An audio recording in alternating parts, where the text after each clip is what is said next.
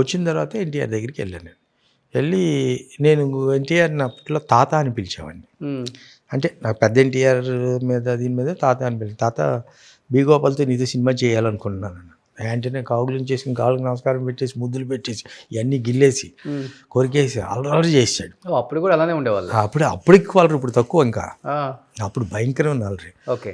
సరిబాబు B గోపాల్తో అంటే బాబాయ్తో 2 super హిట్లు ఇచ్చేసాడు. అది ఇది దీని మీద సో అనుకోకుండా అది మనం చేద్దామని ఫిక్స్ అయ్యాం. స్టూడెంట్ నెంబర్ 1 రిలీజ్ అయింది, హిట్ అయింది. స్టూడెంట్ నెంబర్ 1 రిలీజ్ అవ్వకముందే ఆది స్టార్ట్ అయింది. అది రిలీజ్ అయిన తర్వాత ఆది జరుగుతున్న టైంలో మేము సినిమా కన్ఫర్మ్ చేసుకున్నాం. ఓకే. కన్ఫర్మ్ చేసుకుని ఇక్కడే ఓపెనింగ్ చేసాం, కిందే ఓపెనింగ్ చేసాం. అప్పుడు పాతిళ్ళు ఉన్నప్పుడే చేసి సినిమా స్టార్ట్ అయిన తర్వాత ఆది సూపర్ హిట్ అయిపోయింది. ఆది సూపర్ హిట్ అయిన తర్వాత అప్పుడు మాకు కొంచెం ధైర్యం వచ్చింది, కొంచెం బడ్జెట్ పెంచుదాం ఓకే అని కొంచెం బడ్జెట్ పెంచుకున్నాం. అప్పుడు గోపాల్కి ప్యారలల్గా ఇందిరా సినిమా, ఓ పక్కన చిరంజీవి తోటి ఇందిరా తీస్తూ, ఓ పక్కన ఎన్టీఆర్ తోటి అల్లరి రాముడు 2 ప్యారలల్గా జరిగినాయి షూటింగ్లు. ఓకే.